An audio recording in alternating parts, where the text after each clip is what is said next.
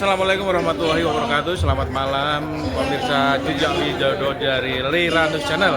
Malam hari ini saya baru saja mengikuti kegiatan ulang tahun kelima kami Koalisi Aksi Menyelamatkan Indonesia, di mana pada malam hari ini banyak sekali tokoh-tokoh yang dihadirkan untuk memberikan dukungan, testimoni dan juga kritikan terhadap pemerintah dan juga perjalanan kami selama 5 tahun. Assalamualaikum warahmatullahi wabarakatuh. Waalaikumsalam. Salam sejahtera, selamat malam. Rekan-rekan seperjuangan yang hadir di sini semuanya, wabil khusus Pak Rahmat Wahab, profesor saya yang selalu tenang tapi memberikan masukan luar biasa, dan khususnya kami daerah-daerah Umi, Fauzia, Bausan, beliau juga putri dari pejuang yang luar biasa yang turut mendirikan Tentara Nasional Indonesia di Minangkabau, dan ada juga Bang Jul dari Medan, dari Madura, dari Jawa udah biasa lah ketemu. Di sini saya sendiri diawasi, pada saya kapten atau letu, saya menjabat diawasi oleh Kapten Purnomo. Dia kasih kita saya, jadi diawasi terus. Ketika saya Aspok Kodam, saya diawasi oleh Pak Sedo Sulanso, status segala panglima.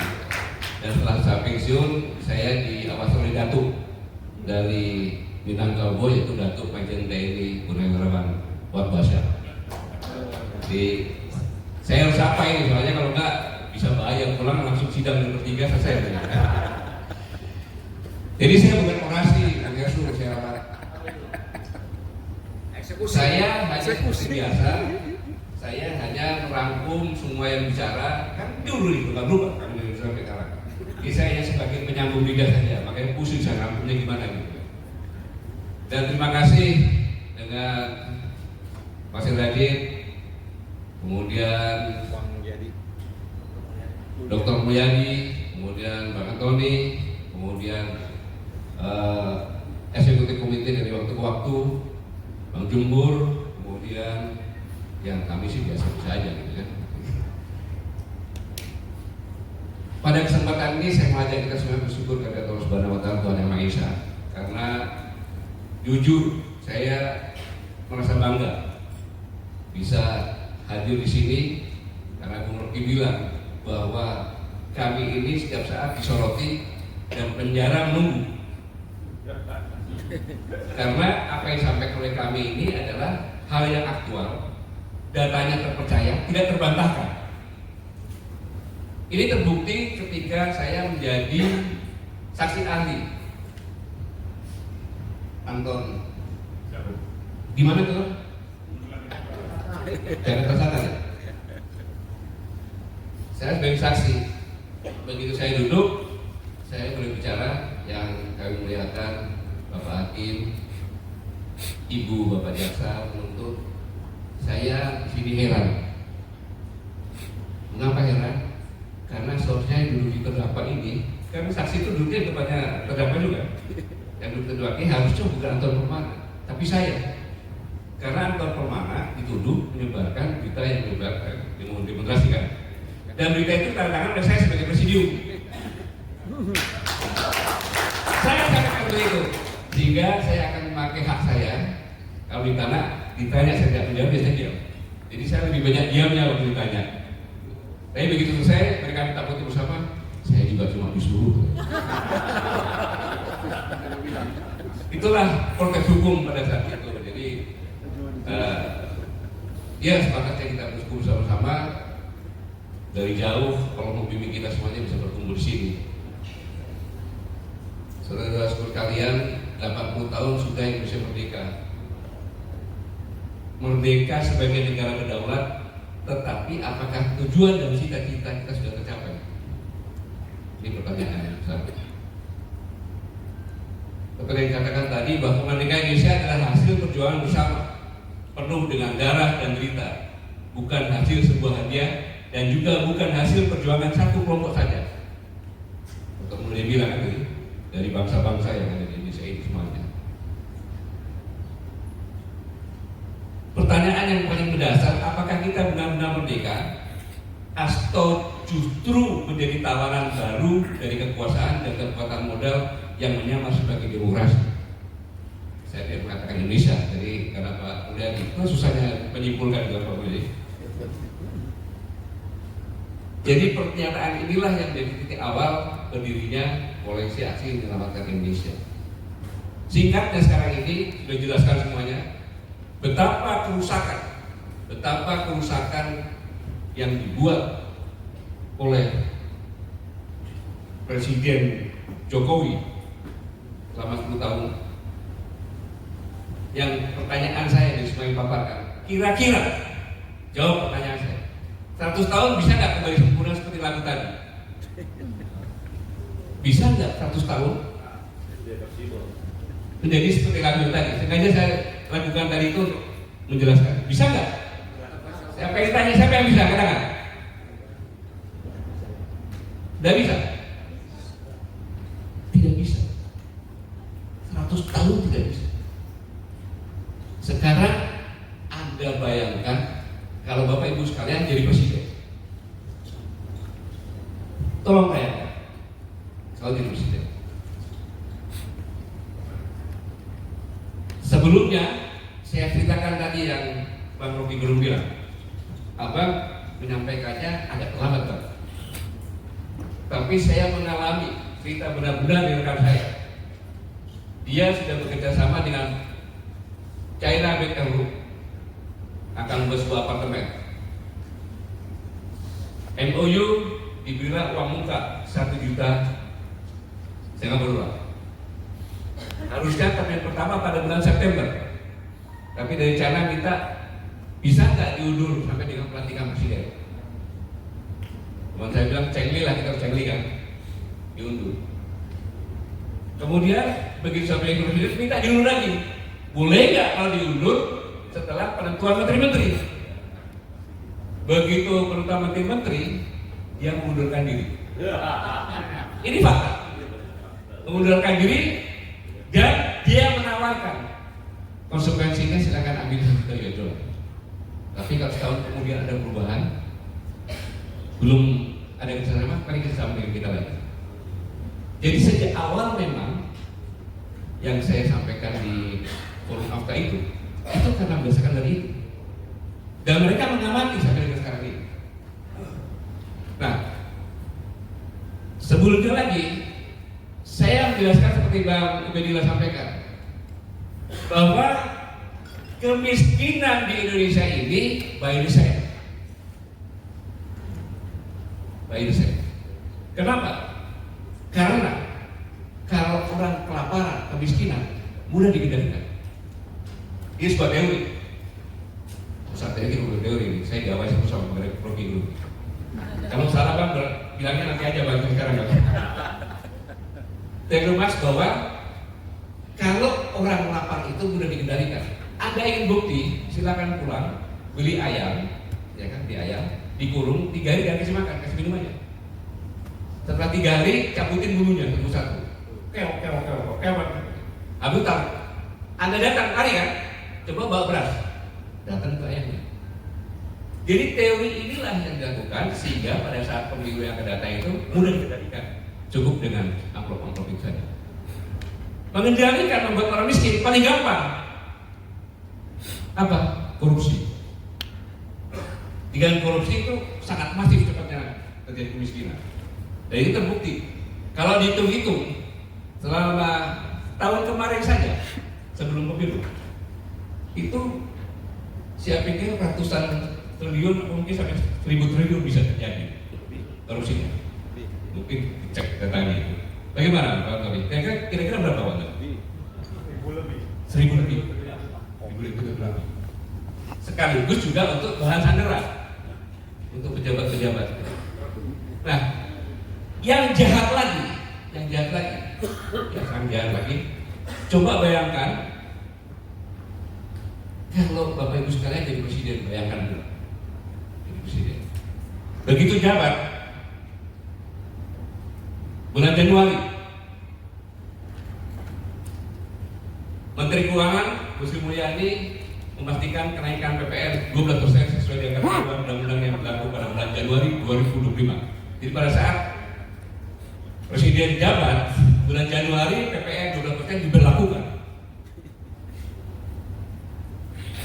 Untungnya pada tanggal 31 Desember Presiden Prabowo membatalkan keputusan tersebut, hanya mengenakan kenaikan pajak menjadi 12% untuk barang dan jasa saja. Baru jadi presiden di tahun pertama sudah disibukkan dengan ini dan harus tampil sendiri untuk membatalkan. Ini Januari. Selanjutnya bulan Januari lagi heboh ditemukan pagar laut. Ustaz, jam berapa SMS loh? Di Tangerang. Pada saat itu presiden mintakan bongkar, tetapi Menteri KKP bilang jangan dibongkar barang karena untuk barang bukti. Ini subordinasi dari menterinya. Belum 1 bulan Januari sudah terjadi seperti ini. 2.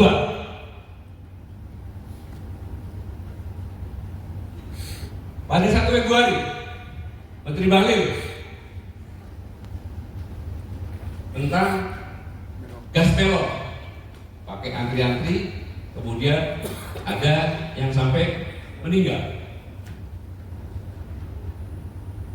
Baru ada 3 perkara nih.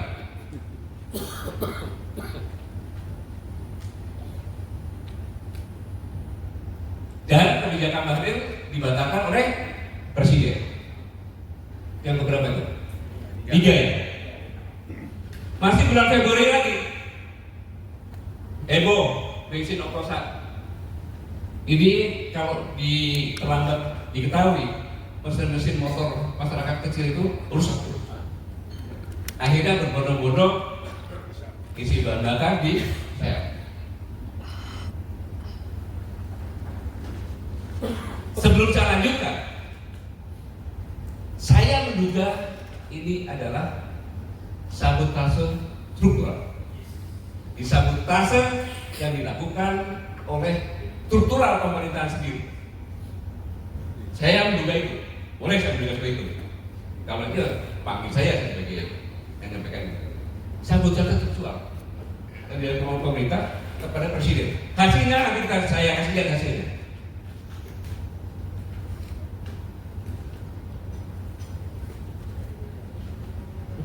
Sampai Kejaksaan Agung menangkap beberapa dari Pertamina. Februari sudah, sekarang bulan Maret. Menpan RB mengumumkan penundaan pengangkatan calon pegawai negeri sipil dan PPK. Jadi ribut.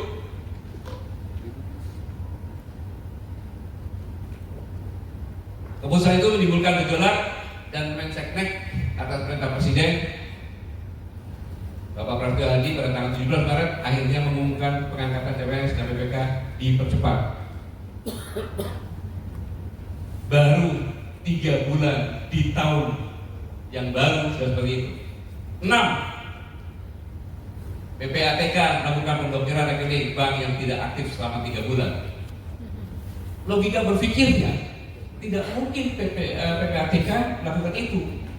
Itu kan tidak terduga, karena PPATK adalah intelijen untuk keuangan. Dia tidak punya hak, hanya melaporkan. Harusnya sudah dipenjara ini orang ini. Presiden turun tangan lagi. 122 juta rekening diblokir. Heboh. Kalau seandainya tidak diatasi, bayangkan seandainya 122 juta ini antri di bank dan ada rekening, jatuh nggak presiden? Jatuh presiden. Ada contohnya negara seperti itu. Kemudian sudah diperintahkan untuk dibatalkan, sudah batal? Belum. Pembangkangan lagi yang kedua. Kenapa? Bank harus orang sendiri yang membuka. Timbullah maki-makian, presiden goblok, presiden bajingan, presiden kurang ajar dari luar negeri. TKW mau berangkat dia buka rekening sini, jadi dia dikirim ke sini. Ketika mau pulang beli tiket dari sini kan nggak bisa. Bayangkan saya harus menabung 3 tahun lagi supaya saya bisa pulang. Di mana-mana maki-maki muncul.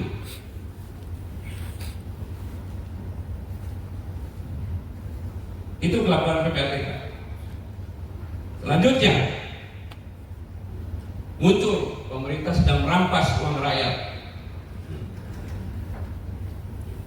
Negara menghambat akses rakyat terhadap hak keuangannya. Tujuannya melegitimasi kepemimpinan Presiden Prabowo.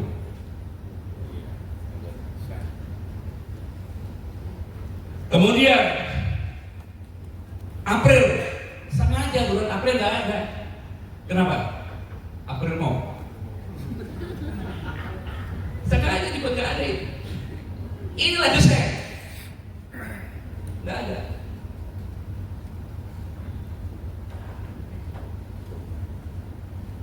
Langsung ke bulan Juni, heboh tentang tambang nikel di Raja Ampat yang merupakan surga terakhir dunia. Dunia terus juga mengutuk. Pada tanggal 10 Juni atas arahan Presiden, 4 dari 5 syuk nikel di Raja Ampat dicabut oleh Menteri SDM. Padahal Menteri SDM ada di dalam tempat itu. Terusnya tangkap tuh. Ya, Tangkap itu.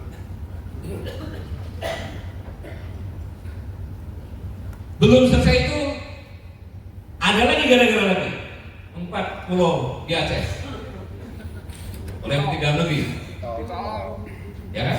Dikasihkan ke Sumatera Utara. Udah meningkat kepada kemungkinan disintegrasi bangsa. Siapa yang jelek? Presiden lagi. Mereka ini hebat menurut saya ini.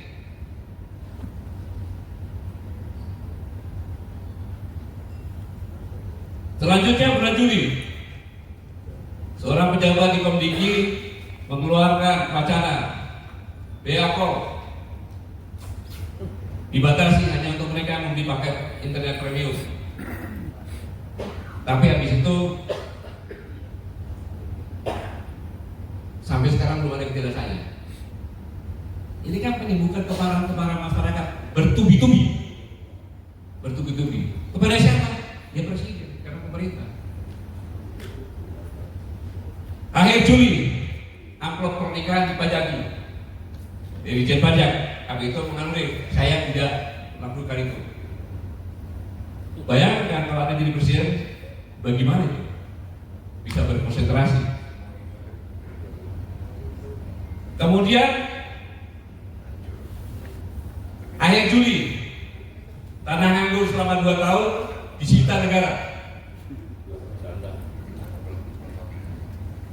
Pada akhir Juli, media sosial dihebohkan dengan kabar tanah nganggur tersebut. Heboh di mana-mana. Belum rekening selesai, tambahin lagi tanah nganggur.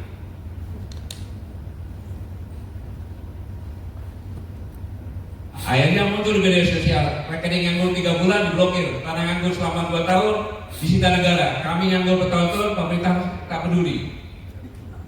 Tapi muncul lagi waspada, janda yang 2 tahun bisa disita oleh pemerintah.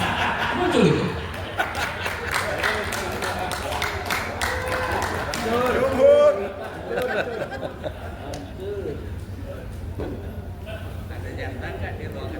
Habis itu menterinya menanggapi semuanya, memangnya mbahmu bisa bikin tanah.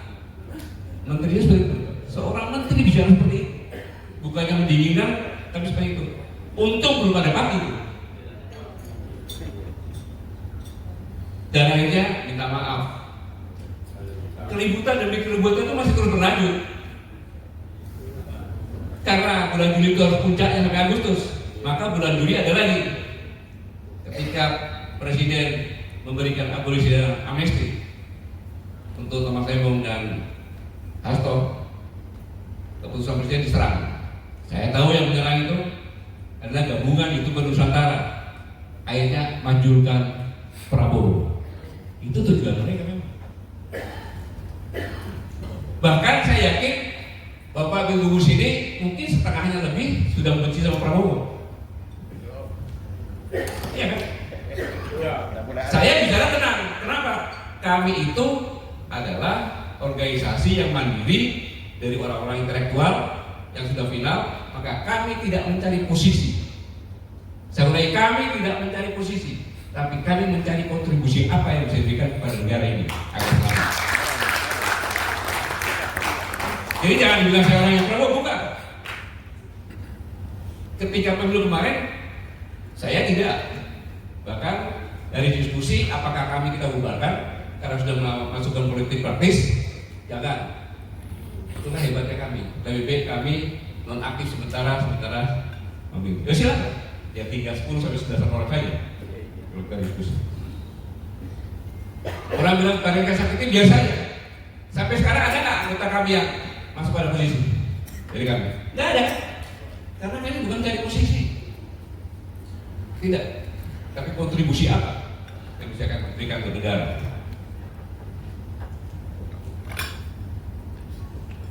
Kemudian 8 Agustus 2025, Menteri Keuangan lempar wacana rakyat untuk ikut urunan dan partisipasi untuk gaji dosen. Di kampusnya Pak Saganda itu udah ngomongnya itu. Kan sama aja menurunkan bahwa dosen-dosen itu adalah orang yang tidak perlu dihargai. Ini jangan sembarangan, kata-kata ini sangat luar biasa ini.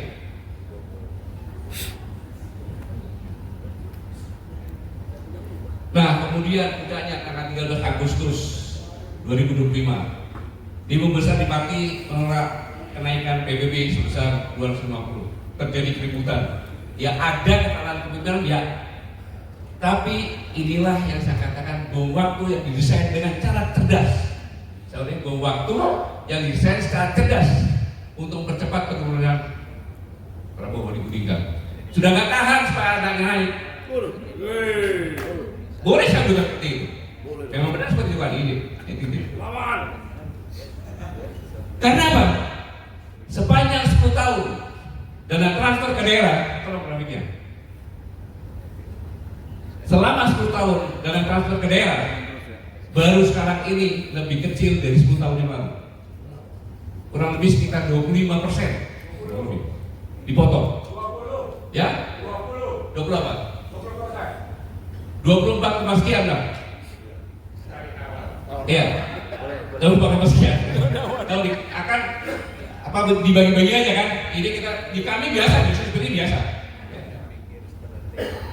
Kali itu aja 650 per 864 dikalikan 1% saja kan? Kira-kira di atas 20 lah bang. Ya kita ambil jalan tengah, ya bang. Ya. Ya, jadi ini biasa. Nah, ini padahal di daerah-daerah, dana transfer daerah dan lain sebagainya, itu 30% rata-rata ya 30% untuk belanja pegawai. Nah, ketika itu dipotong, bingung bupati. Ada yang bupati nggak bisa bayar gaji kan? Maka dinaikkan lah itu. Tujuannya apa? Agar terjadi seperti parti di mana-mana, sehingga nyambung ke Jakarta. Dan parti itu adalah sebagai latihan. Kalau kamu digini lo berani aja, polisi juga bisa diusir dan sebagainya. Ini sangat berbahaya. Lalu pertanyaannya, apakah kita akan diam seperti ini? Apakah kita ikut bagian dari sabotase struktural untuk ikut jatuhkan Prabowo Subianto? Pergantian pemerintahan setiap saat bukan menambah kesejahteraan, tapi menambah kebangkrutan. Kenapa? Ada satu hal lagi, tolong didiskusikan dalam ekonomi. Saya bertanya, pertanian di Amerika dengan benua yang banyak datang, dengan teknologi pertanian, dengan bibit yang berkualitas, kira-kira lebih bagus di Amerika atau di Indonesia? Lebih efisien di Amerika atau di Indonesia? Logika berpikirnya kan di Amerika kan? Maka di Amerika kira-kira lebih murah dari Indonesia? lebih murah. Begitu 0% Bung, lebih murah 20% ya. Habis di sini masuk. Mulai dari gandum, jagung, kalau perlu padi. Akhirnya petani bukannya tidak mau, ya rugi dia.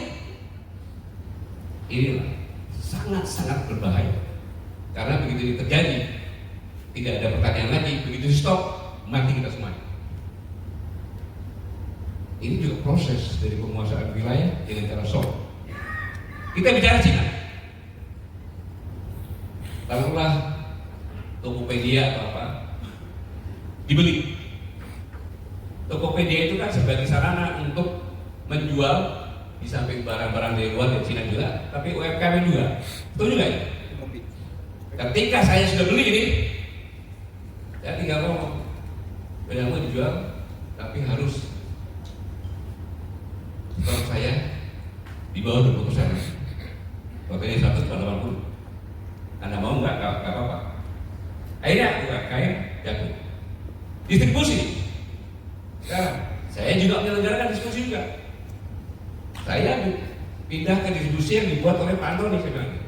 Karena lebih murah 50%. Kalau Anda ikut juga silakan. Terus saya nggak bisa hidup. Artinya apa? UMKM habis, usaha semuanya habis. Dikuasai oleh mereka. Dua negara besar ini sama-sama menghancurkan kita dengan cara yang sistematis. Itulah yang seharusnya sama-sama kita pikirkan, bahwa negara kita ini sedang diincar sejak dahulu kala sampai dengan sekarang, sejak zaman Portugis, Spanyol sebagainya sampai dengan sekarang. Dan dalam kondisi seperti ini, saya mengimbau, saya bukan orangnya Pak Prabowo, saya bukan siapa-siapa, saya adalah kami yang harus menyuarakan apa adanya. Gak ada alternatif lain. Mari kita bergandengan tangan. Kohesi nasional yang sudah pecah kita perbaiki. Hukum yang tajam ke atas, terbalik, tajam ke bawah, tumbul ke atas, kita perbaiki. Tata krama budaya yang hilang, perbaiki. Dengan apa? Ya kita kayak demo kepada presiden. Masa udah tahu seperti itu masih mempertahankan menteri-menteri yang seperti itu? Seperti yang dulu bilang. Kita sudah memperingatkan seperti ini, Bu. Rocky semuanya memperingatkan, jelas. Dan buktinya usaha yang seperti itu sudah ada. Kemudian sudah dihianati dengan sistematis seperti ini. Masih tetap aneh dong. Memang saya sadar tidak mungkin begitu cepat. Ada tahapan-tahapan karena struktural ini yang saya katakan sabotase struktural itu berlapis, mulai dari pada menteri, deputinya sampai ke bawah. Karena yang menentukan deputi kementerian kan TPA, tim penilaian akhir, yaitu ada BIM, kemudian dipimpin Wapres, kemudian waktu itu kementerian terkait terus dihapuskan. Jadi cukup bilangnya Pak, itu dia saya dengar 5 Pak, udah nggak bisa cair lagi kan, geser. Jadi orang mereka yang semuanya sudah masuk. Inilah yang saya katakan di hari ulang tahun kelima ini, kalau kita ingin reuni Indonesia ke depan, kita selamatkan sama-sama Indonesia. Setelah kita tahu permasalahan-permasalahan ini, tidak menandai ini fakta semuanya ada, saya sampaikan. Patut kita mencurigai seperti ini. Mari kita bergandengan tangan, kita ajak semua masyarakat bergandengan tangan agar membalikan Indonesia seperti lagu yang kita lakukan tadi. Nyarahkan Jokowi, turunkan buku Bapak. Ya, itu cara yang paling efektif. Tapi caranya adalah bukan cara seperti yang tadi, bukan cara lewat konstitusi. Ya. Cara tekanan-tekanan psikologis tadi, ya kan, pelajaran dari Pak dan sebagainya, untuk lakukan itu akan lebih efisien. Terus Mas Toto, terus. Cukup ya? Apalagi yang bicara? Terus Jokowi masih tidurnya nya. Oke, udah sebutkan tadi semuanya, ya. Jadi, saudara sekalian, saya hanya menyampaikan dirgahayu Koalisi Aksi Menyelamatkan Indonesia. Teruslah kita kembangkan perjuangan kita. Jangan terus sampai kapanpun. Karena kita berjuang hanya untuk negara serta Republik Indonesia sama-sama kita cintai. Terima kasih atas kehadirannya. Nanti kalau perlu panjang, nanti nanti dimarah sama Bu Rocky udah potong ya tadi dua. Ya lagi, terima kasih. Mari kita lanjutkan perjuangan kita karena bangsa ini memerlukan kita seperti yang Bu Rocky katakan. Jangan takut apapun, jangan takut apapun. Ya. Bang Luhur bisa jadi pimpinan buruh karena perjuangan. Bang Sanggana sebentar lagi mungkin apa, nggak tahu. Bang Doni juga sama kan gitu, apalagi. Udah dapat bocoran ya? Saya pikir itu sekali lagi saya terima kasih. Saya mengerti pengorbanan Bapak Ibu sekalian jauh-jauh datang ke sini untuk bersama-sama reuni sini. Tapi yang saya yakin di pandangan kita semuanya, kita akan tetap berjuang bersama-sama. Terima kasih. Wassalamualaikum warahmatullahi wabarakatuh.